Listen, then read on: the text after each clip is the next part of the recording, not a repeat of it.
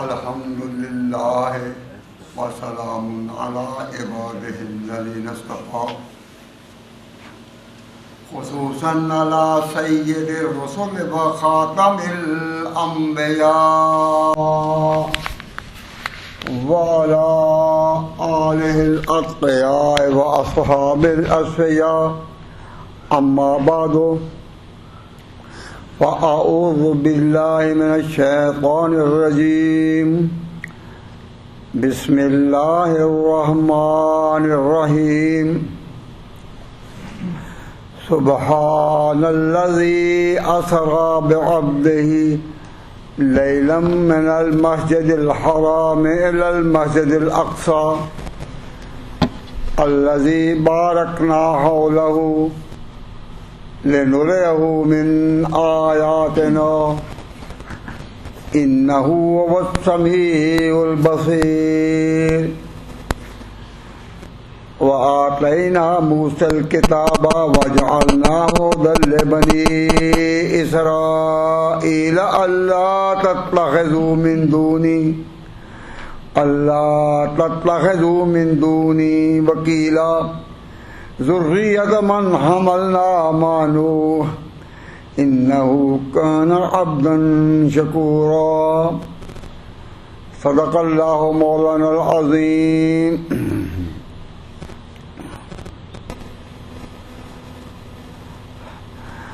اللہ تبارک و تعالی جل شانہ کا بڑا احسان کہ اس نے ہمیں 15ویں پارے کے شروع کی تلاوت کرنے اور پڑھنے کا موقع عطا فرمایا۔ ہم 14 پاروں کے ختم کے بعد اب 15ویں پارے میں داخل ہو چکے ہیں، اور یہاں ہم پہلے اپنے عقیدے کا اظہار کرتے ہیں۔ ہمارا عقیدہ اہل سنت والجماعت کا یہ ہے کہ نبی پاک صلی اللہ علیہ وسلم کو اللہ تعالیٰ نے معراج کی جو سیر کرائی، اللہ تعالیٰ نے حضور کو معراج کی جو سیر کرائی وہ بدن جسمانی کے ساتھ تھی۔ یہ بدن جو ہمارا یہاں کام کرتا چلتا پھرتا دکھائی دیتا ہے، تو حضور کو اللہ تعالیٰ نے بدن کے ساتھ یہ سیر کرائی تھی۔ اور یہ عقیدہ ہمارا نہیں کہ یہ کوئی خواب کا واقعہ تھا۔ اگر کسی کا یہ عقیدہ ہو کہ یہ خواب کا واقعہ تھا تو یہ لائن جو ہے وہ اہل سنت و جماعت کی نہیں ہے۔ اس کو کن کی لائن کہتے ہیں؟ یہ کن کی لائن ہے کہ خواب کا واقعہ تھا؟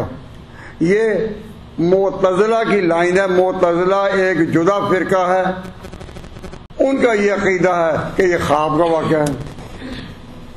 تو یہ عقیدہ صحیح نہیں ہوتا جب تک کہ آپ اور ہم یہ عقیدہ نہ رکھیں کہ نبی پاک صلی اللہ علیہ وسلم کو اللہ تعالیٰ نے اس فزیکل بدن کے ساتھ جو دنیا میں چلتا پھرتا تھا اس کے ساتھ یہ سارا منظر دکھایا اور یہ ساری سیر کرائی۔ تو اس لیے جب کبھی ہم اکٹھے ہوتے ہیں کہ یہ اللہ تعالیٰ نے ہمیں کیا عقیدہ دیا، تو یہ عقیدہ رکھنا چاہیے کہ یہ بدن کے ساتھ سیر تھی، یہ خواب کا واقعہ نہیں تھا۔ اور یہ تبھی ہوگا کہ آپ ذرا غور کریں اور بڑے دل سے غور کریں، اللہ تعالیٰ دل میں بات اتار دے گا۔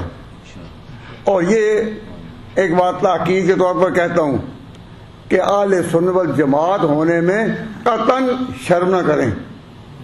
حضرت صلی اللہ علیہ وسلم پر ایمان لانے والے جب مختلف لائنوں میں بکھر گئے تو جو صحیح لائن تھی وہ یہی ہے جو اہل سنت والجماعت کی تھی۔ تو الحمدللہ آپ یہاں اسی احساس کے ساتھ بیٹھے ہیں تاکہ سننے اور سمجھنے کی کوشش کریں۔ اب جب آپ کا عقیدہ یہ ہے کہ یہ بدن کے ساتھ باڈی کے لیے آپ کو باڈی لی اللہ تعالیٰ نے سیر کرائی تھی. تو میں اپنی بات کا آغاز اس سے کرتا ہوں. ذرا دراصل توجہ فرمائیں کہ نبی پاک صلی اللہ علیہ وسلم کو اللہ تعالیٰ نے جو سیر کرائی تھی، اس کا دعویٰ کہ اللہ نے سیر کرائی یہ کس کا ہے؟ بس اسی سوال میں آپ ذرا غور کریں، انشاءاللہ ایمان تازہ ہوگا اور دل میں ایک ایمانی تازگی اترے گی. آپ محسوس کریں گے کہ ہم اہل سنت والجماعت ہیں. ذرا توجہ کریں تو بات کوئی مشکل نہیں. تو میں نے آپ سے یہ توجہ کی درخواست کی ہے کہ آپ ذرا تھنک کریں نا، ذرا غور کریں کہ یہ دعویٰ کس کا ہے کہ اللہ نے آپ کو سیر کرائی. ذرا غور کریں تو آپ یہ نہ کہیں کہ یہ حضور کا دعویٰ ہے کہ میں نے راتوں رات سیر کی. حضور نے نہیں کہا. اب اس کو ذرا سنیں جو میں نے کہا ہے نا کہ حضور نے نہیں کہا. ظہور تو آپ ذرا اس پر غور کریں کہ یہاں جب آپ چلتے پھرتے ہیں اس زمین پر چلتے پھرتے ہیں تو آپ کا احساس کیا ہوتا ہے؟ مثلا آپ عصر کی نماز کے لیے یہاں آئے، یہ ٹھیک ہے نا؟ تو آپ میں سے ہر ایک کا احساس کیا ہے؟ آپ میں سے ہر ایک کا احساس، اس کی فیلنگ، اس کے دماغ میں یہ بات کیا ہے؟ سوال سمجھے نا؟ اب آپ یہاں جو آئے ہیں ایک ہی وقت میں نہیں آئے، کوئی 1 منٹ پہلے کوئی بعد میں. تو آپ کو اپنا تو یاد ہے نا کہ میں آیا اتنا ہے، میں اس دروازے سے آیا، میں اس دروازے سے آیا. ہر ایک کو تو کیا یاد ہے آپ کو کہ میں آیا، اور جو بھی آیا اسے آنے میں 2 منٹ 4 منٹ لیے، پھر کوئی 2 5 7 منٹ پہلے آ گیا تھا اور آپ جا کے اب بیٹھ گئے. آپ کا اپنا احساس کیا تھا یہاں آنے میں کہ میں آیا؟ یہی صحیح ہے نا؟ تو یاد رکھیے یہاں نبی پاک صلی اللہ علیہ وسلم نے یہ نہیں دعویٰ کیا کہ میں گیا. آپ جب سوئے ہوئے تھے خانہ کعبہ میں، کعبہ کی مسجد میں آپ سوئے ہوئے تھے کہ جبریل آئے، تو جبریل نے آپ کو جو اٹھایا تو آپ کو اس وقت پتہ تھا کہ میرا ایک سفر ہونے والا ہے رات؟ جبریل نے کہا آئیں، آپ اٹھ گئے اور جدھر جبریل لے گئے آپ گئے. تو حضور کا اپنا احساس کیا تھا؟ اپنا آپ کی اپنی فیلنگ کیا تھی کہ میں اپنی باڈی کے ساتھ پھر رہا ہوں؟ جس سے آپ کا یہ احساس تھا نا کہ آپ کا احساس مسجد میں آتے ہوئے یہ تھا کہ ہم عصر کی نماز پڑھنے جا رہے ہیں. کسی کے ذہن میں کوئی دباؤ نہیں کہ تم یہ تھنک کرو یہ تھنک کرو. آپ اپنے خیال میں اپنے بدنوں سمیت انفرادی طور پر اپنے طور پر آئے. تو حضور کو جب جبریل نے کہا آئیں تو حضور چل پڑے. تو حضور کا احساس کیا تھا کہ میں بیت المقدس جا رہا ہوں؟ نہیں، حضور کا تو یہ احساس نہیں تھا نا. نہ یہ پتا تھا کہ پھر میں آسمانوں پر جاؤں گا. تو اب اسی پر غور کریں، حضور کا اپنا احساس کیا تھا؟ حضور کا اپنا احساس کیا تھا کہ میں جس طرح جبریل مجھے لے جا رہا ہے. اچھا کتنا وقت ہو گیا؟ آپ اگر بیٹھے رہیں تو آپ کو وقت کا کوئی اندازہ ہوگا؟ ہاں، ابھی آپ کا احساس کیا کہہ رہا ہے کہ نماز پڑھنے کے بعد آپ تقریباً 5 منٹ بیٹھے ہیں، ہے نا؟ یہ آپ کا احساس ہے یا نہیں؟ اور کچھ وقت کے بعد آپ کا احساس ہوگا کہ ہم 10 منٹ بیٹھے ہیں، اور کچھ وقت کے بعد آپ کا احساس ہوگا آپ 15 منٹ بیٹھے ہیں۔ تو جس سے آپ کا یہ احساس بدلتا ہے نا، ساتھ ساتھ بدلتا ہے، کیا حضور کا بھی احساس کہ میں مکہ سے مسجد حرام سے چلا تھا، مجھے جبریل کہاں لے آئے اور میرے سینہ کو شک کیوں کیا جا رہا ہے، آپریشن کیوں کیا جا رہا ہے؟ یہ جبریل اپنا کام کر رہے ہیں، حضور ساتھ یہاں تک کہ حضرت صلی اللہ علیہ وسلم کے پاس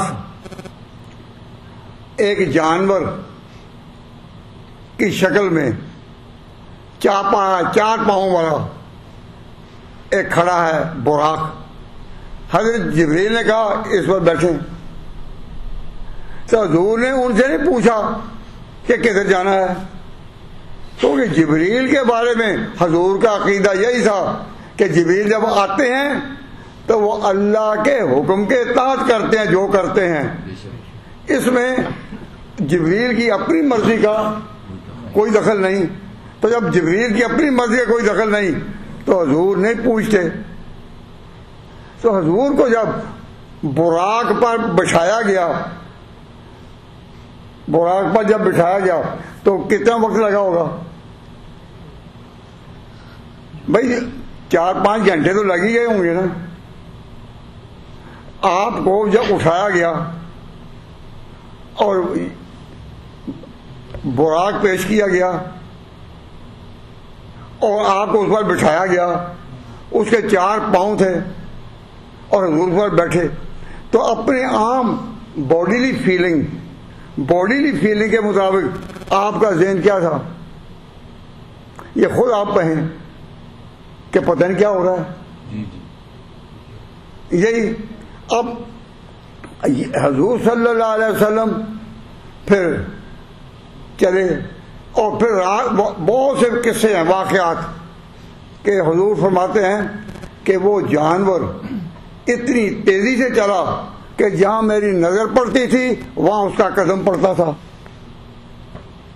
تو حضور صلی اللہ علیہ وسلم یہ منظر دیکھ کر کہ اس طرح تیز جانور یہ چل رہا ہے یا اڑ رہا ہے؟ بھائی 4 پاؤں والے جانور تو ہیں، وہ چلتے ہیں یا اڑتے ہیں؟ یہ عجیب جانور ہے، یہ عجیب ہے، یہ کوئی اڑتا جا رہا ہے۔ اور واقعی براق اس رات اتنی تیز رفتاری سے چل رہا تھا کہ حضور صلی اللہ علیہ وسلم کو اس وقت پتہ نہیں چل رہا تھا کہ یہ چل رہا ہے یا اڑ رہا ہے۔ جب یہ بات آپ کے عقیدے میں آئی کہ حضرت صلی اللہ علیہ وسلم کو اس میں پھر وہ اڑتے ہوئے اور چلتے ہوئے کتنا وقت لگا ہوگا؟ آپ کے اپنے فیلنگ کے مطابق، آپ کے اپنے احساس کے مطابق حضور کو خانہ کعبہ سے بیت المقدس جاتے اور براق کی رفتار کے ساتھ وہاں جاتے تو حضور پر کتنا وقت لگا ہوگا؟ اندازہ تو یہ ہے نا کہ ساری رات لگ گئی ہوگی۔ آپ راتوں رات جا رہے ہیں، جبریل لے جا رہا ہے اور براق اڑ رہا ہے یا چل رہا ہے، تو حضور کا اپنا احساس کیا ہوگا؟ یہی ہوگا نا کہ ساری رات ہو گئی ہے اور پھر ابھی رات ہی ہے کہ یہ مسجد بیت المقدس میں پہنچ گئے، جس نے بعد میں مسجد اقصی کا نام پایا، تو آپ پہنچ گئے اور پھر عجیب و غریب حالات پیش آئے۔ تو جب آپ آسمانوں میں ہیں اور پیغمبروں سے ملاقاتیں یہاں بھی ہو رہی ہیں بیت المقدس میں، اور پھر وہاں بھی ہو رہی ہیں. تو پھر حضور صلی اللہ علیہ وسلم پر کتنے ہی دن گزرے ہوں گے. ان کے فیلنگ کے مطابق کئی سال ہو گئے. اور پھر اللہ تبارک و تعالیٰ جل شانہ نے حضور اکرم صلی اللہ علیہ وسلم کو واپس پھر اتارا زمین پر. تو حضور اپنے خیال میں کتنے سال سفر کر کے آئے. یہ بات سوچو. یہ اہل سنت والجماعت عقیدے کی سچائی جو ہے آپ کے دل میں تبھی اترے گی کہ جب آپ ذرا غور کریں گے. اگر غور نہیں کریں گے پھر سمجھ نہیں آئے گی. اب میں ایک لفظ آپ کے ساتھ بولتا ہوں، اس پر غور کریں. اس سفر کے آخر میں حضور نے فرمایا، اپنا جب قصہ بیان کیا نا تو حضور نے فرمایا ثم اصبحت بمکہ تھا، پھر میں مکہ آ گیا. نہیں غور کیا. جب غور کریں آپ نے بس سما کہ یہ سارا قصہ جو سنایا یہ ہزارہ سال کا ہے. اتنی سیر لمبی چوڑی اور آسمانوں کے مناظر اور پیغمبروں سے ملاقاتیں، یہ جو اظہارات پیش آئیں اور حضور ان تمام سے گزرے. تو آپ کا آخر میں کہنا ثم اتیت بمکہ تھا، پھر میں مکہ آ گیا. تو اگر یہ خواب کا واقعہ ہوتا تو آپ مکہ سے گئے ہی کب تھے؟ خواب وہی ہوتا ہے. آپ جہاں سوتے ہیں تو خواب میں وہی ہوتے ہیں، پھر وہی آتے ہیں. خواب میں کوئی شخص اپنی جگہ سے نکلتا ہے نہیں. تو آپ کا کہنا کہ پھر میں آ گیا،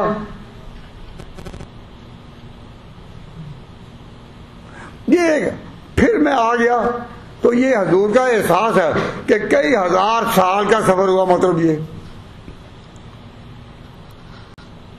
تو آپ نے کیا کہا ثم اصبحت بمکہ تھا، پھر میں مکہ میں آ گیا.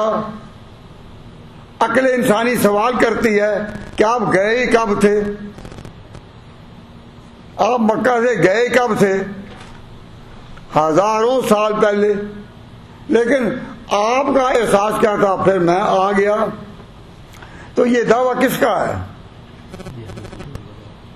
میں آپ سے پوچھتا ہوں، بتائیں. یہ دعویٰ کہ پھر میں آ گیا، یہ دعویٰ کس کا ہے؟ حضور کا. لیکن اللہ کا دعویٰ اور ہے. اللہ کا دعویٰ یہ نہیں کہ ہزارہ سال میں سیر کراتا رہا اس بندے کو. اللہ کا نہیں. اللہ کا سبحان الذی اسری بعبدہ لیلا، پاک ہے وہ اللہ جس نے اپنے بندے کو سیر کرائی رات کے ایک حصے میں. اللہ تو کہے رات کے ایک حصے میں سب کچھ ہوا، اور پیغمبر کہے کہ میں ادھر گیا، ادھر گیا، ادھر گیا، ادھر گیا، ادھر گیا، پھر میں مکہ آ گیا. تو یہ دو بیان ہے یا نہیں؟ پیغمبر کا اپنا احساس اپنے سفر کی مسافت دیکھ کر، تجربات سے گزر کر، آنے جانے میں، اس کی بنا پر وہ کہہ سکتے ہیں کہ پھر میں مکہ آ گیا. لیکن اللہ کے ہاں یہ سب کچھ ہو رہا ہے رات کے ایک حصے میں، پوری رات نہیں لگی. اور جس طرح کوئی بستر سے اٹھے تو بستر گرم ہوتا ہے نا. تو حضور صلی اللہ علیہ وسلم کی واپسی پر بستر اسی طرح گرم تھا جس طرح چھوڑا. تو معلوم ہوا یہ سارا قصہ پوری رات کا نہیں، رات کے ایک حصے کا. اور جب رات کا کوئی ایک حصہ ہو تو اس کو عربی میں کہتے ہیں لیلن. لیلن رات کا ایک حصہ. لیل کا معنی رات، اور لیلن یہ تنوین کے ساتھ نکرہ کے طور پر جب یہ آئے تو اس کا ایک حصہ. اب اللہ کہے رات کے ایک حصے میں سب کچھ، پیغمبر کہے کہ میں پھر مکہ آ گیا، کب؟ صبح کے وقت. تو حضور کا احساس یہی تھا کہ صبح ہونے کا وقت ہے اور میں آ گیا. صبح کے وقت میں آ نکلا پھر مکہ میں. تو حضور کا دعویٰ کیا ہے؟ میں صبح کے وقت آیا، وہ صبح ہو رہی ہے. اور اللہ کا دعویٰ کہ رات کے ایک حصے میں. اب یہ دو، ایک ہے اللہ کا دعویٰ اور ایک ہے پیغمبر کا اپنا احساس اور پیغمبر کا اپنا بیان. اپنا احساس اور بیان یہی ہے کہ پھر میں آ گیا. اور یہ تبھی ہو سکتا ہے کہ یہ جو آیت ہم نے پڑھی ہے یہ حضور کی اپنی بنائی ہوئی نہ ہو. حضور کی اپنی بنائی ہوئی ہوتی تو حضور کا جو احساس ہے کہ پھر میں آ گیا، اس کا بیان ہوتا کہ راتوں رات اللہ تعالیٰ کہیں کا کہیں لے گیا اور پھر اسی رات میں میں آ گیا. لیکن اللہ نے بات اس طرح لپیٹی کہ معلوم ہوا یہ اللہ کا کلام ہے، پیغمبر کا اپنا بنایا ہوا نہیں.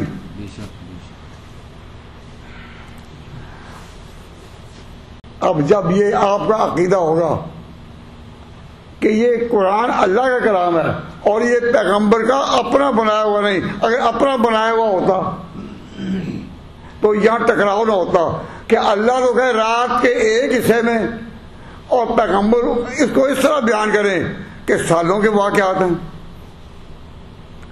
اور پھر آپ فزیکلی جب پھر مکہ میں آئے تو آپ نے کہا میں پھر مکہ میں آ گیا.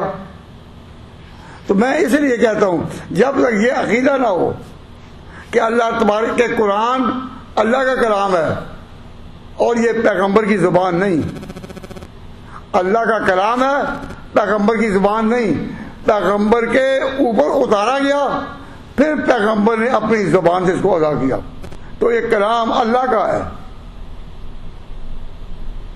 پیغام اللہ کا ہے، قرآن اللہ کا کلام ہے. یہ پیغمبر کی اپنی زبان نہیں ہے، پیغمبر کی زبان پر قرآن پھر آیا ہے.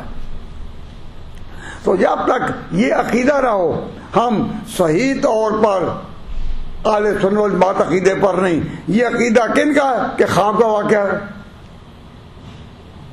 یہ معتزلہ کا عقیدہ ہے. ہم معتزلہ کو برا بھلا نہیں کہتے. میں نے آپ کے سامنے معتزلہ کے خلاف کوئی بات کہی ہے؟ نہیں. کوئی جملہ کہا نہیں. لیکن ایمان کی پڑتال کرنے والوں خود اپنے آپ کو پہچانو، خود اپنے آپ کو پہچانو اور اپنی تاریخ کو یاد رکھو، اپنی تاریخ کو یاد رکھو. اب آپ کی تاریخ کیا ہے یہ ذرا اس پر غور کریں. آپ کی اپنی تاریخ کیا ہے؟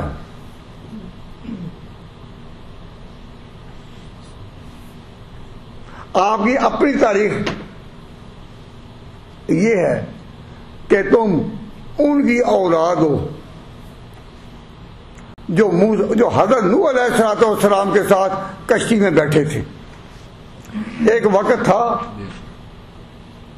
کہ حضرت نوح علیہ السلام کا دور تھا، حضرت نوح علیہ السلام کا دور تھا.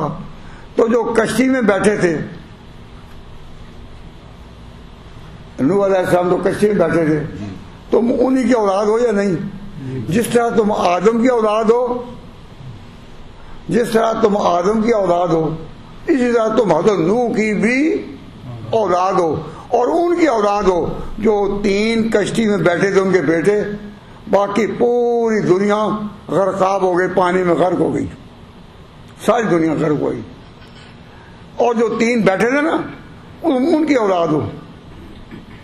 تو اللہ تعالیٰ نے معراج کے واقعہ کو جب سنایا قرآن میں تو اس میں بتایا اور تم اپنے آپ کو پہچانو کہ تم نوح کی اولاد ہو، تم ان کی اولاد ہو جو کشتی میں تیرے تھے.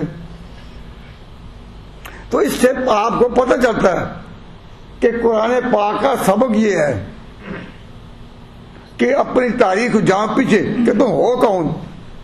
اگر تم اپنے آپ کو نہیں جانتے تو خدا کو کیسے مانو گے؟ تم خدا کو کیسے پہچانو گے؟ تو اپنے آپ کو جانو. تو قرآن بار بار جو توجہ دلاتا ہے وہ تمہیں مسلمان بنانے کے لیے، صحیح عقیدے پر لانے کے لیے کہتا ہے. پہلے تم ہو کون؟ اب میں اگر آپ سے سوال کروں کہ تم ہو کون، اور آپ کو جواب ہو، آپ کا جواب ہو کہ مجھے پتہ نہیں، تم ہو کون؟ یہ نہ کہیں ہمیں پتہ نہیں. اللہ تعالیٰ نے توجہ دلائی واقعہ معراج کا کہ اللہ تعالیٰ نے آگے یہ کہہ دیا کہ تم ہو کون، اور تم ان کی اولاد ہو جو نوح کے ساتھ کشتی میں تیرے تھے. یہ عجیب شان ہے. تو قرآن پاک کو سمجھنے کے لیے بس اتنی بات پر بھی غور کرنا کہ اللہ تبارک و تعالیٰ جل شانہ اس طرح توجہ دلاتا ہے کہ تم ہو کون، پہچانو. اور جو کہ ہم نہیں جانتے کون ہم، تو وہ کیا ہے. تو آپ کو پوچھا جائے تو آپ قرآن پاک کی روشنی میں حوصلہ رکھیں کہ ہم ان کی اولاد ہیں جو نوح کے ساتھ تیرے تھے.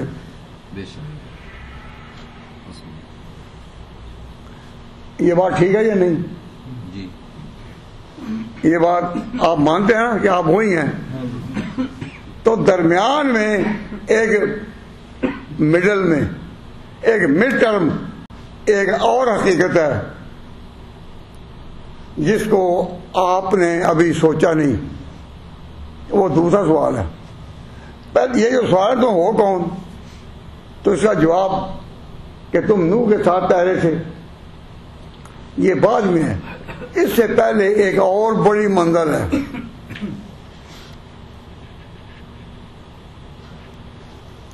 مجھے افسوس ہے کہ میں تو یہ کہتا شاید تھک جاؤں، وقت صرف ہو جائے، نماز کا وقت ہو جائے اور میں اپنی بات نہ کہہ سکوں. لیکن اس واقعہ سے ذرا ہٹ کر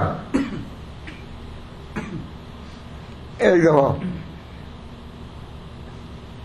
آپ کو اس سے توجہ دلاتا ہوں کہ اس سے پہلے نوح علیہ السلام اور خاتم النبیین، نوح علیہ السلام کا وقت وہ تھا اور خاتم النبیین کا وقت یہ ہے. تو نوح علیہ السلام اور خاتم النبیین کے درمیان میں بھی کوئی ایسا تھا جس کے پیچھے قومیں چلی ہوں اور اللہ تبارک و تعالیٰ نے اس کو عزت بخشی ہو. نوح علیہ السلام اور حضور کے درمیان میں کوئی ایسا بھی ہوا دور، کوئی ایسا زمانہ ہوا کہ اللہ تعالیٰ نے اس طرح اپنے قدرت کا اظہار کیا ہو کہ درمیان میں کوئی اور کھڑا ہے.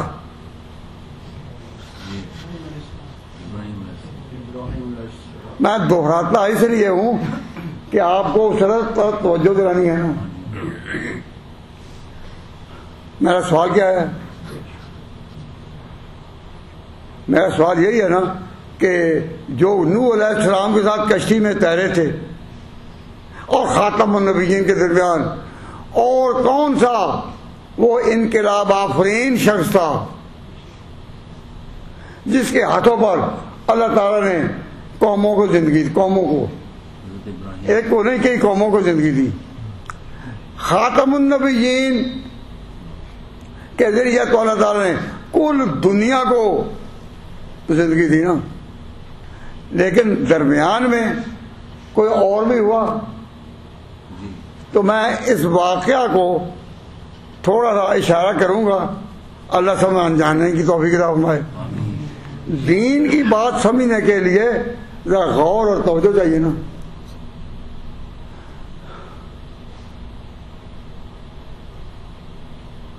توجہ ہے؟ میں زبان بڑی آسان سی بول رہا ہوں نا. اب توجہ کریں، آپ ذرا توجہ کریں، انشاءاللہ دل میں نور صداقت اترے گا کہ اللہ کا دین حق ہے، اللہ کی کتاب حق ہے، خاتم النبیین حق ہے. نوح علیہ السلام کا کشتی میں تیرنا حق تھا؟ ہم تک یہ دین پہنچا خاتم النبیین کے ذریعہ، اور درمیان میں وہ منزل کون سی ہے؟ اس کا جواب ایبرپٹلی، اچانک آپ کی زبان پر ہونا چاہیے کہ وہ درمیان میں منزل تھی حضرت موسیٰ کی۔ حضرت موسیٰ علیہ السلام وہ پیغمبر ہیں جن پر اللہ تبارک و تعالیٰ نے آگے پیغمبروں کو چلایا۔ یہ جملہ کہ حضرت موسیٰ علیہ السلام وہ پیغمبر ہیں جن کی راہ پر اللہ نے پیغمبروں کو چلایا، کئی پیغمبر چلے اس کے پیچھے۔ ہم تو یہی دعویٰ کرتے ہیں نا کہ ہمارے حضور تھے پیغمبر جن کے پیچھے کئی پیغمبر چلے۔ اس سے پہلے اپنی تاریخ کو آواز دو اور لوٹو کہ اس سے پہلے یہ حقیقت دنیا میں قائم رہی۔ انا انزلنا التوراۃ، اللہ فرماتا ہے کہاں؟ قرآن کریم میں۔ کون سی سورت ہے؟ غالباً المائدہ۔ اللہ تعالیٰ فرماتے ہیں انا انزلنا التوراۃ، ہم نے تورات اتاری تھی، فیہا ھدی و نور، اس ایک کتاب میں، تورات میں یا اللہ کی وحی میں کیا تھا؟ انا انزلنا التوراۃ، ہم نے تورات اتاری، فیہا ھدی و نور، اس میں ہدایت تھی اور نور تھا۔ یحکم بہا النبیون، تورات کے مطابق ایک نبی نہیں، نبیون جمع ہے، نبیون جمع ہے۔ کس کی؟ نبی کی۔ نبی کہتے ہیں اللہ کی خبریں دینے والا، نبی کا معنی اللہ کی خبریں دینے والا، اور نبیون کا کیا معنی؟ اللہ کی خبریں دینے والے، ان کو کہتے ہیں نبیون۔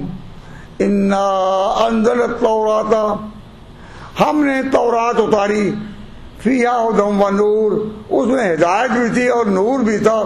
یحکم بہا النبیون، اللہ کی خبریں دینے والے اس کے مطابق فیصلے کرتے رہے۔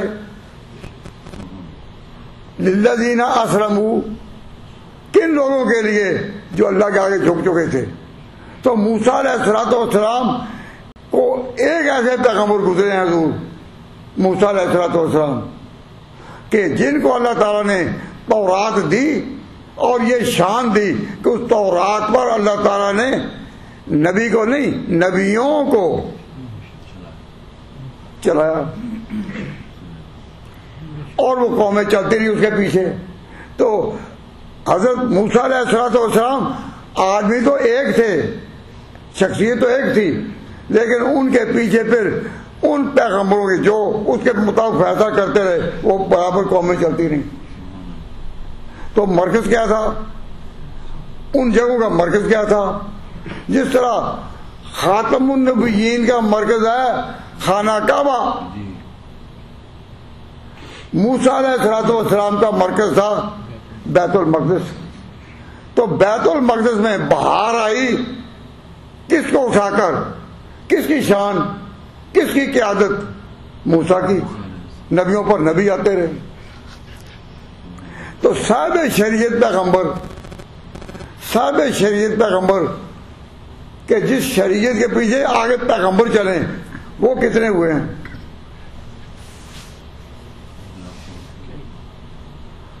بھائی میرا سوال سمجھے ہیں کہ صاحب شریعت پیغمبر سے کہتے ہیں کہ ایسا پیغمبر کہ جس کی شریعت پر اور پیغمبر چلیں۔ تو وہ کتنے ہوئے تاریخ اسلام میں؟ پوری تاریخ کائنات میں، اولاد آدم کی پوری تاریخ میں کتنے پیغمبر ہوئے ہیں کہ جن کے پیچھے پیغمبر چلیں؟ تو آپ کا جواب کیا ہونا چاہیے؟ دو موسیٰ علیہ السلام اور خاتم النبیین محمد عربی صلی اللہ علیہ وسلم، یہ دو پیغمبر ہوئے۔ ان کی بڑی شان. اور پھر اللہ تعالیٰ نے ان دونوں کو جو مرکز دیے کہ موسیٰ علیہ السلام کو تو بیت المقدس مرکز دیا اور خاتم النبیین کو وہ مرکز دیا جو ابراہیم کی بنا تھا، جس کی بنا ابراہیم نے رکھی تھی. تو دو ہی جگہ ہیں کہ جن کو اللہ نے یہ شان دی کہ تم اللہ کے آگے جھکو. یا ادھر منہ کر کے وہ بیت المقدس قبلہ تھا، یا ادھر منہ کر کے یہ قبلہ ابراہیم کا بنا ہوا. تو دو ہی شریعتیں، موسیٰ کی اور خاتم النبیین کی، دو ہی قبلے، خانہ کعبہ اور بیت المقدس، اور دو ہی پیغمبر جن کے پیچھے امتیں چلی ہیں.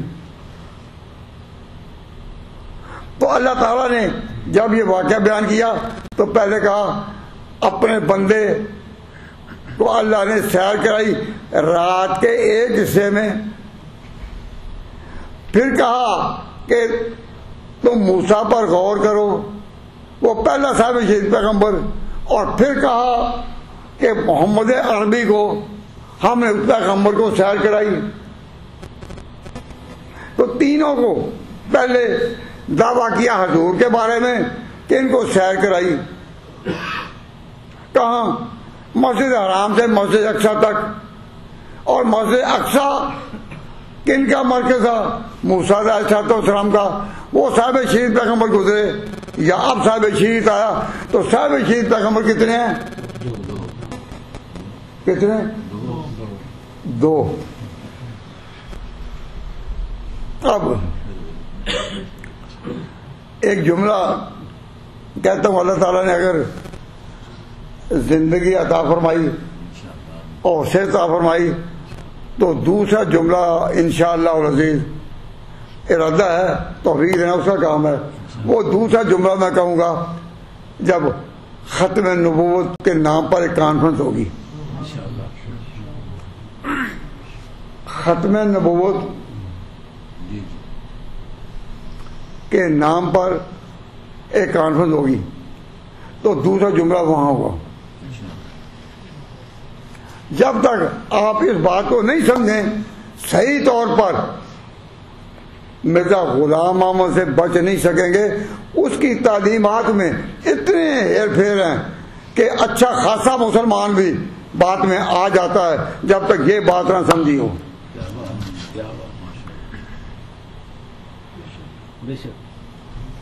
وہ بات اتنی آپ سمجھیں، جب موقع آئے گا دوسرا جملہ بھی آپ کے سامنے آ جائے گا.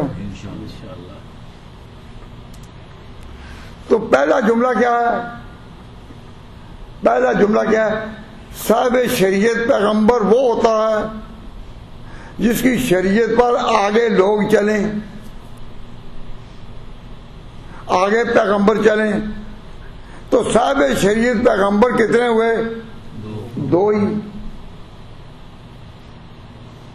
کہ جن کے پیچھے قومیں چلتی رہیں اور ایک ملت کی قیادت تھی وہ ابراہیم کے قدموں سے چلتی رہی.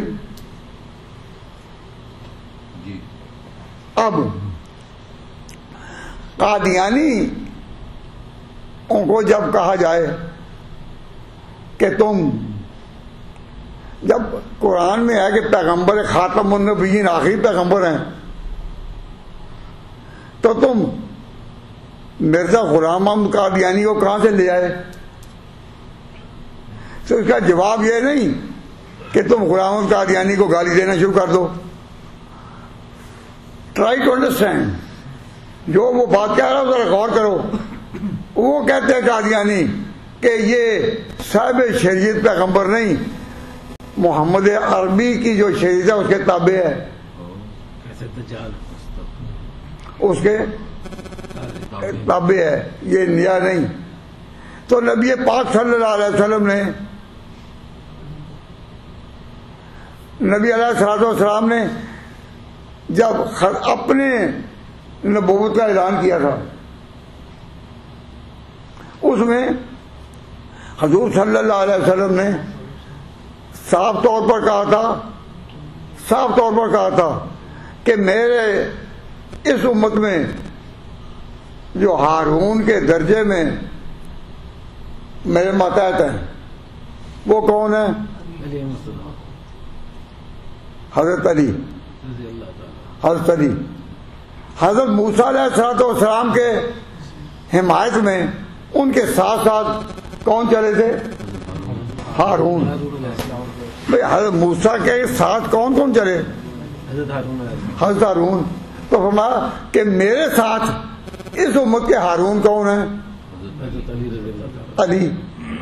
لیکن فرق کیا ہے کہ موسیٰ کے بعد سنو موسیٰ کے بعد ہارون نبی تھے، میرے بعد اس امت کا ہارون علی ہے، لیکن لا نبی بعدی، میرے بعد کوئی نبی نہیں. تو معلوم ہوا کہ وہ نبی جو موسیٰ کی شریعت کے مطابق چلے تھے اب وہ نبی بھی نہیں آئے گا. اور جو موسیٰ کی شریعت کے مطابق چلے تھے وہ کون تھے؟ صاحب شریعت یا غیر تشریعی؟ بھائی جو موسیٰ کے ساتھ پیغمبر چلے، انا انزلنا التوراۃ فیہا ھدی و نور یحکم بہا النبیون، کئی نبی چلتے رہے اس کے پیچھے. تو جس طرح موسیٰ کے پیچھے پیغمبر چلے اور کئی چلے، تو موسیٰ تھے صاحب شریعت، پیچھے چلنے والے تھے غیر صاحب شریعت. غیر صاحب شریعت پیغمبروں کا ذکر کرنے کے بعد حضور کہتے ہیں کہ میری امت میں وہ بھی نہیں، لا نبی بعدی انا خاتم النبیین. اب قادیانیوں نے جو بات کہی کہ یہ غیر تشریعی نبی ہے، تو آپ کہیں کہ جب حضور نے کہا نا لا نبی بعدی، تو اس میں آپ نے اعلان کیا کہ اب اس طرح کا نبی بھی کوئی نہیں آئے گا جیسا کہ ہارون موسیٰ کے ساتھ تھے. تو یہ غیر تشریعی نبوت کا خاتمہ ہے یا نہیں؟ اس کو آدمی سمجھے تو مرزا غلام احمد کے دعوت سے جلدی نکل آتا ہے. اب ہم نے کوئی بات سمجھانی ہو تو لوگ کہتے ہیں کہ پہلے بتائیں کہ کتنا وقت ہوگا. تو آج یہ معراج کا سگنیفیکینس بیان کر اللہ جانتا ہے کہ پہلی رات ہی میرا ارادہ یہ تھا کہ ہم اس واقعہ سے باہر نکل آئیں گے. خیال بھی یہی تھا. اللہ جانتا ہے کہ میرے تصور میں نہیں تھا کہ اب تیسرا درس اس پر ہو رہا ہے اور یوں معلوم ہوتا ہے ہم ابھی پہلے قدم پر کھڑے ہیں. کیا اللہ نے دونوں باتیں یاد کرائیں. کس طرح؟ اب آیت میں پڑھتا ہوں، ترجمہ نہیں. سبحان الذی اسری بعبدہ لیلا من المسجد الحرام الی المسجد الاقصی الذی بارکنا حولہ لنریہ من آیاتنا انہ هو السمیع البصیر. یہ آیت پڑھی آگے ساتھ ہی اللہ کہتا ہے وآتینا موسیٰ الکتاب وجعلناہ ھدی لبنی اسرائیل اللہ تتخذوا من دونی وکیلا. تو موسیٰ کا آ گیا قصہ. کس طرح؟ معراج والی آیت کے ساتھ ہی. یہ آیت نمبر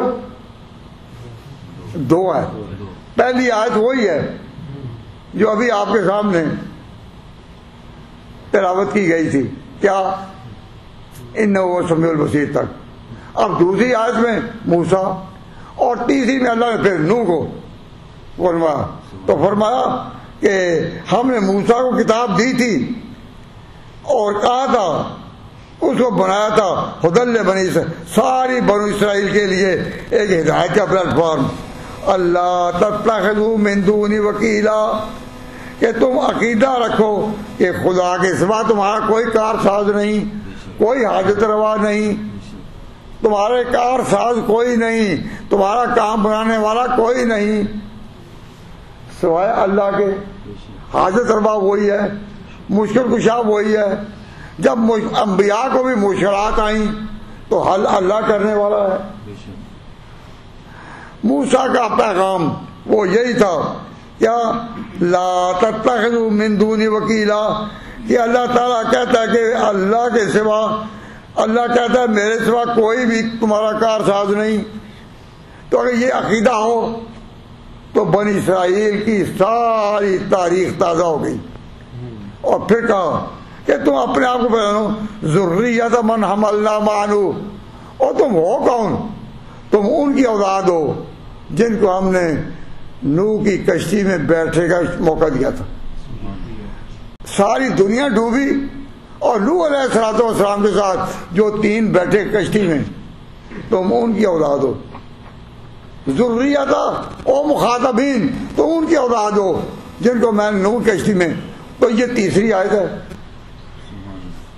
تو معراج کی آیت میں, معراج کے واقعہ میں یہ 3 آیتیں جوڑ ہیں جس میں بتایا گیا کہ تم اپنے آپ کو پہچانو.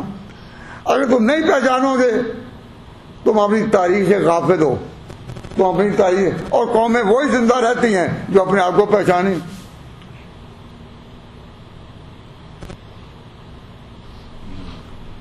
اس کے بعد اللہ تبارک و تعالیٰ جل شانہ نے ایک بات کہی جو میں اکثر بیان کرتا رہا ہوں کہ یہ جو عقیدہ ہے نا, اللہ کے سوا تمہارا کوئی کارساز نہیں, اس عقیدے کا نام کیا ہے؟ میں آپ کو نام تو آتا ہوں, اس کا نام ہے عقیدہ توحید.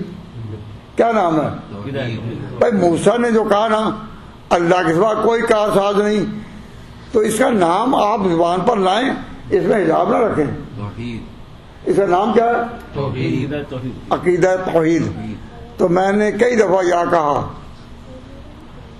درس قرآن میں کہ توحید کے بعد عقیدہ نمبر 2 جو اسی طرح ضروری ہے جس طرح توحید ہے, وہ کون سا ہے؟ وہ ہے عقیدہ تقدیر. تقدیر توحید کے بعد سب سے بڑا عقیدہ کیا ہے؟ تقدیر. تو اب کئی دفعہ کیا ہوا ہے کہ جس طرح ہمارا یہ عقیدہ ہے کہ اللہ ایک ہے, کارساز وہی ہے, مشکل کشا وہی ہے, تمہاری ہر مشکل کی چابی اسی کے پاس ہے. یہ چابی اللہ تعالیٰ نے سفارشیں تو قبول کی ہیں, فرشتوں کی ہوں گی, پیغمبروں کی ہوں گی, لیکن اللہ نے جو کنجی ہے وہ اپنے ہاتھ میں رکھی ہے. نہیں سمجھے بھائی؟ تمہاری مشکلات کو حل کرنے کی چابی کس کے پاس ہے؟ وہ صرف اللہ کے پاس ہے. اللہ تعالیٰ نبیوں کی دعاؤں کو قبول کرے, فرشتوں کی دعاؤں کو قبول کرے, پکار کو قبول کرے, تو یہ اللہ تعالیٰ نے ان کو عزت دی, لیکن اللہ نے چابی کسی کے ہاتھ میں نہیں دی, چابی اسی ایک کے پاس ہے.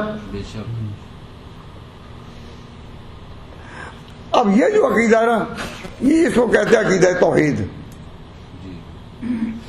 عقیدہ توحید.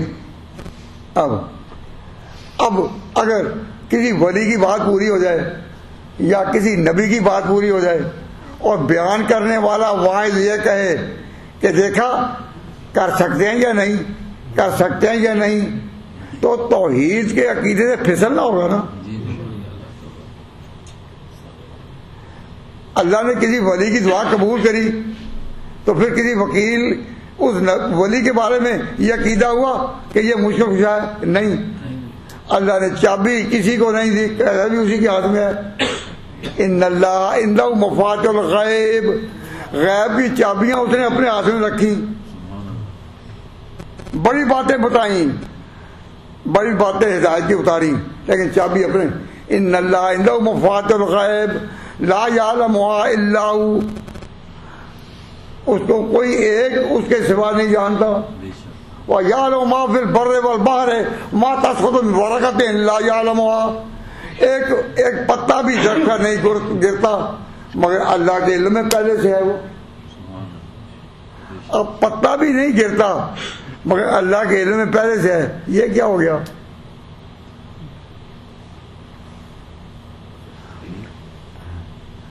ایمان تازہ ہوگا, ذرا غور کریں. پتا بھی نہیں گرتا جو اسے, اس کا معنی یہ ہوا کہ توحید کے ساتھ ہی عقیدہ تقدیر بھی ہے. عقیدہ تقدیر، اور عقیدہ تقدیر جو ہے مسلمانوں پر اسی طرح اس کا لینا فرض ہے جیسا توحید کا. اب تین آیتیں تو یہ ہو گئی نا. اب چوتھی آیت کیا ہے؟ وَقَضَيْنَا إِلَىٰ بَنِي اسرائیل. بنی اسرائیل میں ہم نے یہ بات صاف صاف کہہ دی تھی لَتُفْسِدُنَّ فِي الْأَرْضِ مَرَّتَيْنِ، کہ تمہیں زمین میں جب ہم نے عزت دی ایک قوم کھڑی کر دی بنی اسرائیل، تو ہم نے اسی وقت صاف صاف ایک بات کہہ دی تھی. وَقَضَيْنَا، قاضی کہتے ہیں جو بات ججمنٹ، عدالتوں میں جب جج فیصلہ کرے اس کو کہتے ہیں ججمنٹ، اور ججمنٹ کرنے والے کہتے ہیں قاضی. تو اللہ نے جو کہا وَقَضَيْنَا، ہم نے صاف صاف بات کہہ دی تھی اس بنی اسرائیل نے پہلے سے ہی. کیا؟ لَتُفْسِدُنَّ فِي الْأَرْضِ مَرَّتَيْنِ، کہ تم زمین میں 2 دفعہ فساد کرو گے. وَلَتَعْلُنَّ عُلُوًّا كَبِيرًا، اور تم آؤ گے بڑی طغیانی میں. اور پہلا موقع کب آیا؟ پہلا موقع کب آیا؟ اللہ تبارک و تعالیٰ نے بنی اسرائیل پر، اللہ تعالیٰ نے بنی اسرائیل پر ایک عذاب اتارا. کیا؟ باہر سے ایک قوم، بنو اسرائیل سے نہیں، موسیٰ کی اولاد سے نہیں، ان کے ماننے والوں سے نہیں، باہر سے ایک قوم آئی، انہوں نے بنی اسرائیل پر حملہ کیا. بنی اسرائیل پر حملہ کیا اور کس طرح کہ قبضہ کر لیا. تو بنو اسرائیل کی وہ شوکت، وہ عزت کہاں گئی؟ اس نے آ کر قبضہ کر لیا. اس بادشاہ کا نام کیا تھا جس نے آ کر قبضہ کر لیا؟ اس کا نام تھا جالوت. کیا نام تھا؟ جالوت. تو جالوت اسرائیلی نہیں تھا، اسرائیلی ایک قوم تھی جو موسیٰ کی ذات میں تھی، اور وہ بڑی قوم تھی، 1000 کی تعداد میں تھی. لیکن جب اللہ کی پکڑ آئی تو اس نے، کس نے قبضہ کیا؟ جالوت نے. اور اتنا پھر ان کو تباہ کیا کہ گھروں گھر میں گھس گھس کر قتل کیے، گھر میں گھس گھس کر بے گناہوں کو قتل کیا. وہ دہشت گردی کا پہلا نمونہ کس نے قائم کیا؟ جالوت نے. کوئی ہم سے پوچھے کہ دہشت گردی کب سے شروع ہوئی تو جواب یہ ہے کہ واقع جالوت سے. اور اللہ نے پہلے ہی کہہ دیا تھا اے کشتی میں تیرنے والوں تم ان کی اولاد ہو جو نوح کے ساتھ تیرے تھے. اب وَقَضَيْنَا إِلَىٰ بَنِي إِسْرَائِيلَ فِي الْكِتَابِ، ہم نے بنی اسرائیل کو کتاب میں صاف صاف کہہ دیا تھا لَا تُفْسِدُنَّ فِي الْأَرْضِ مَرَّتَيْنِ، تم 2 دفعہ فساد کرو گے زمین میں، تم 2 دفعہ فساد کرو گے زمین میں. تو جب پہلی دفعہ بنو اسرائیل نے فساد کیا تو پھر عذاب کیا آیا؟ جالوت، دہشت گردی پر. دہشت گردی بھی ایک عذاب ہے جو خدا کی طرف سے اترتا ہے.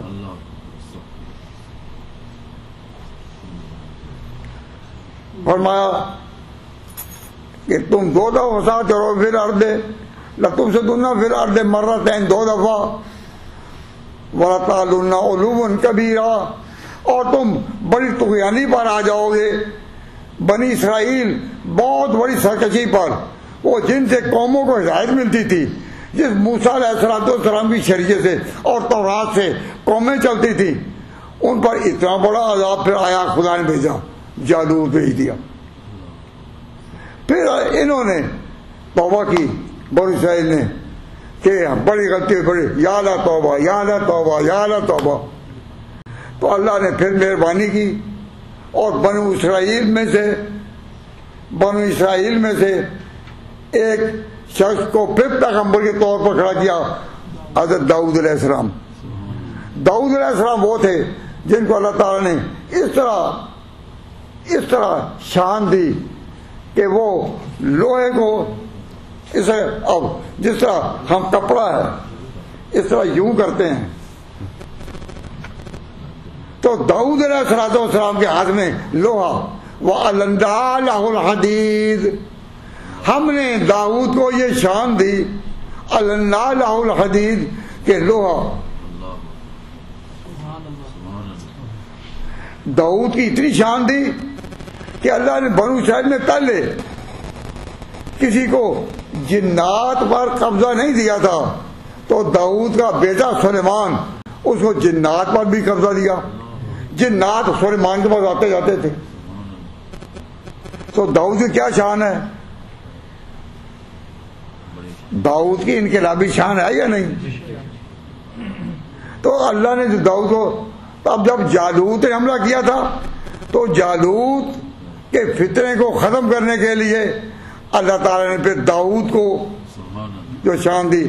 تو قرآن میں ہے وَقَتَلَ داؤد، آگے کیا آیت ہے؟ جالوت. قتل داؤد و جالوت، داؤد کو یہ شان دی، جالوت کو اسے مارا.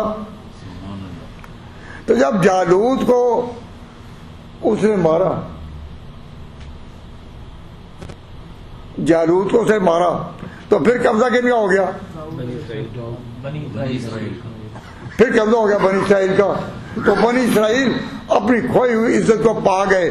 تو اللہ تبارک و تعالیٰ جل شانہ نے ایک موقع دیا نا، جب بنی اسرائیل کو پھر کھڑا کر دیا گیا، تو پھر بنی اسرائیل نے کیا ظلم کیا؟ کئی ظلم کیے، جن میں سب سے بڑا ظلم تھا کہ ان میں ایک پیغمبر آیا، مریم کے میں اللہ تعالیٰ نے اس کو اتارا. وہ کون تھا؟ مسیح. تو انہی اہل کتاب نے، یہودیوں نے، تورات کے حاملین نے، بنی اسرائیل کے بڑے سرداروں نے مل کر سازش کی کہ عیسیٰ بن مریم کو سولی پر لٹکائیں.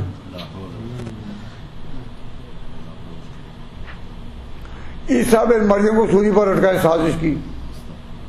اور وہ قصہ پورا آتا ہے. تو یہ جو بنو اسرائیل نے اللہ کے دین سے سرکشی کی، تمرد کیا، یہ پہلی دفعہ ہے دوسری دفعہ؟ کیوں بھائی؟ یہ دوسری دفعہ. پہلی دفعہ کیا اللہ نے ان پر جالوت بھیجا،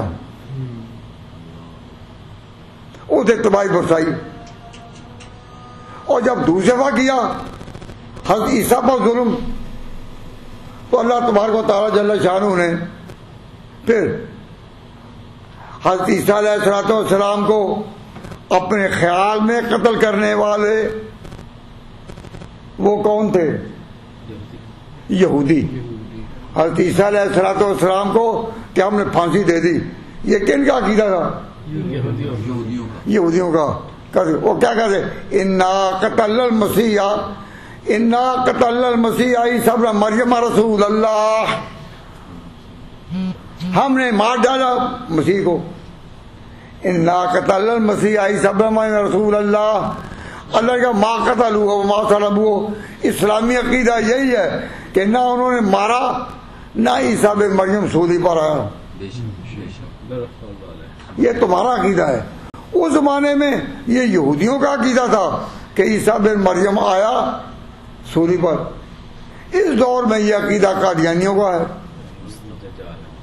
کہ عیسیٰ بن مریم آیا پھانسی پر.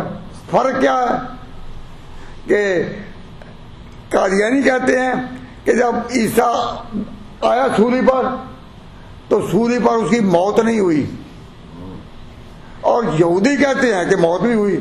لیکن عقیدہ دونوں کا ہے کہ آیا. مسلمانوں کا عقیدہ ہے ما قتلوہ وما صلبوہ ولکن شبہ لہم.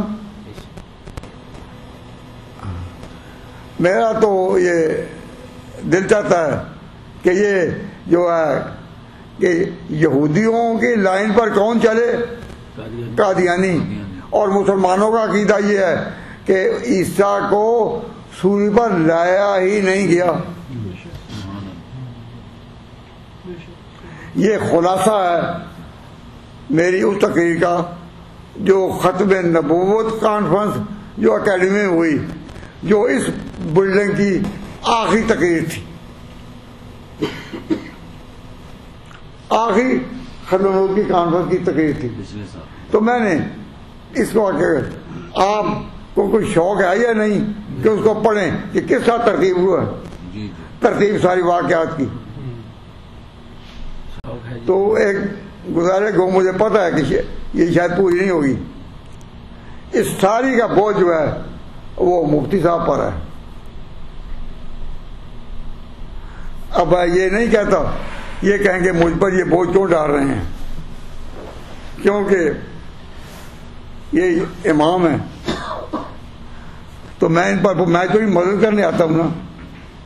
لیکن اگر میں بوجھ ڈالوں آپ سب کے سامنے کہ حضرت اگلے جمعہ میں نہیں، جمعہ نہیں ہفتہ نا، کہ اگلے ہفتہ میں درس سے پہلے آپ وہ تقریر جو ہے ان سب کو چھپوا کر دے سکیں گے یا نہیں، صاف کہیں. ہاں جی بہت آہستہ آہستہ کہتے ہیں تو جس سے مجھے شک گزرتا ہے شاید نہ ہو. وہ چاند کیا ہوگا اگلے ہفتہ میں جب یہ بات کہیں گے تو وہ پیغام ہوگا کہ اب رجب کا مہینہ معراج والا آ رہا ہے. تو اگر یہ اعلان کرنا ہے کہ رجب کا مہینہ آ رہا ہے تو کوشش تو کرنی چاہیے نا. انشاءاللہ آپ دعا فرمائیں گے تو ہو جائے گی. کیا آپ دعا فرمائیں گے تو ہو جائے گی انشاءاللہ، ہو جائے گی. اونچی آواز سے کہیں تاکہ جب نہ ہو تو پھر آپ کو جواب دینا پڑے. اونچی آواز سے کہیں انشاءاللہ.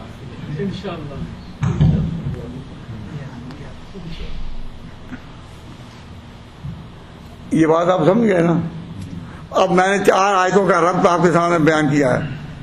وَقَضَيْنَا إِلَىٰ بَنِي إِسْرَائِيلَ فِي الْكِتَابِ لَتُفْسِدُنَّ فِي الْأَرْضِ مَرَّتَيْنِ وَلَتَعْلُنَّ عُلُوًّا كَبِيرًا فَإِذَا جَاءَ وَعْدُ أُولَاهُمَا بَعَثْنَا عَلَيْكُمْ عِبَادًا لَّنَا أُولِي بَأْسٍ شَدِيدٍ فَجَاسُوا خِلَالَ الدِّيَارِ وَكَانَ وَعْدًا مَّفْعُولًا ثُمَّ رَدَدْنَا لَكُمُ الْكَرَّةَ عَلَيْهِمْ وَأَمْدَدْنَاكُمْ بِأَمْوَالٍ وَبَنِينَ وَجَعَلْنَاكُمْ أَحْسَنَ نَفِيرًا. تو یہ دوسری دفعہ یہودی جو تھے، اب 2 دفعہ تو اللہ تعالیٰ نے بات پوری کر دی. اب اللہ نے فیصلہ کر لیا کہ یہودیوں کی اور تورات کی عالمی قیادت اور دیانت وہ بالکل ختم کرو. اس کے لیے جو رات مقرر ہوئی وہ ہے معراج کی رات. معراج کی رات اللہ تعالیٰ نے بنو اسماعیل کے فرد کامل کو، حضور کو اٹھایا، ان کے گھر پہنچایا، حضور کو امامت پر کھڑا کیا. پیچھے سارے پیغمبر اللہ کی قدرت سے حاضر کیے گئے. تو وہ کیا تھا؟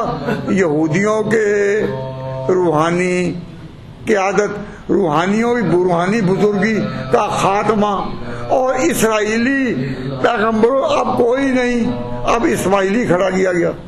وہ آئے گا اور اللہ نے پھر اس کو قبضہ دیا. یہ ہے معراج کی رات کی سگنیفیکینس. تو جب یہ آئے گی تو اب اتنے میں آ جائے گا یہ چاند بھی، رجب کا چاند آ جائے گا. تو میں نے جو بات آپ سے کہی ہے، میں ان 4 آیتوں کا ربط بیان کرنے میں سارا وقت گزر گیا. اور اس طرح معلوم ہوتا ہے کبھی ہم پہلی صف میں ہیں. یہ معراج کی جو چوتھی ہے، تو انشاءاللہ یہ جو معراج آیا وہ تو معراج کا مہینہ آ گیا. تو یہ اللہ کی طرف گویا اشارہ ہو گیا کہ اب معراج کا مسئلہ بیان ہوگا. اور آپ ابھی سے عزم کریں کہ اس میں آنا ہے اور سننا ہے اور اپنے آپ کو اور اپنے بچوں کو سمجھانا ہے. وما علینا الا البلاغ.